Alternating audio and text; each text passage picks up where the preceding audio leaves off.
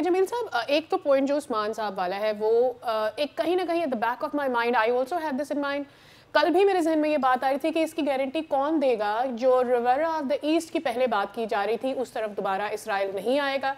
दूसरी बात ये है कि इससे पहले भी वो जो फ़लस्तीनी लोग हैं उनकी जगह लेते रहे हैं, तो अब क्या नहीं लेंगे?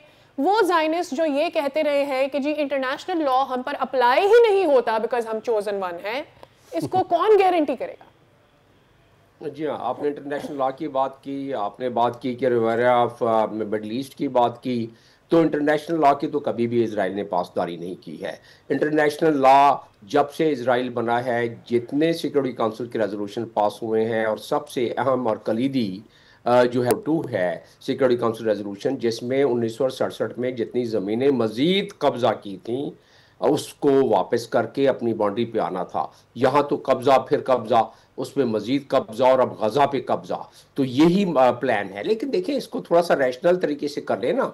मैं इसको कह चुका हूँ कि ये पूरा प्लान जो है पीस प्लान ट्रंप का, ये मुनसिफाना नहीं है। अगर मुनसिफाना होता तो कहीं तो गारंटी होती सिक्योरिटी काउंसिल के से इसको इंडोर्स करा लेते, इसको वीटो ना करते।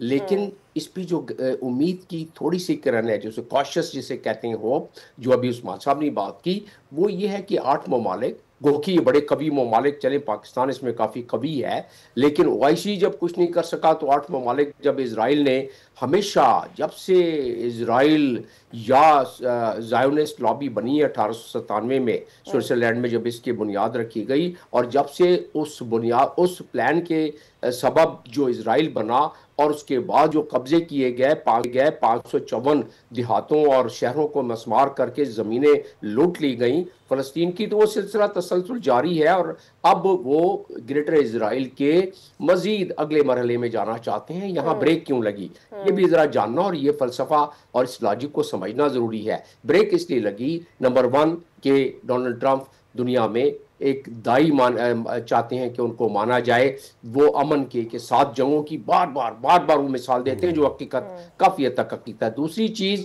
जो अमेरिका में इस वक्त प्रेशर पड़ रहा है, लोग निकल रहे हैं बाहर समुद्र की तरह, और जो वेस्ट में एम्स्टर्डम की आबादी देखें और 10 लाख आदमी देखें, तो ये तमाम के तमाम सरबराहान तमाम शहरों में जो वेस्टर्न कंट्रीज हैं, वहां काफी इनके मुतजलजल होते जा रही हैं कुर्सियां, तो उसका प्रेशर इजराइल पे पड़ रहा है। प्रेशर इजराइल पे तो पड़ रहा है, बट लेट्स सी डॉक्टर साहब के अब ये प्रेशर रियलिस्टिक होता नहीं। सब्सक्राइब करें और बेल दबाएं ताकि कोई खबर रह न जाए।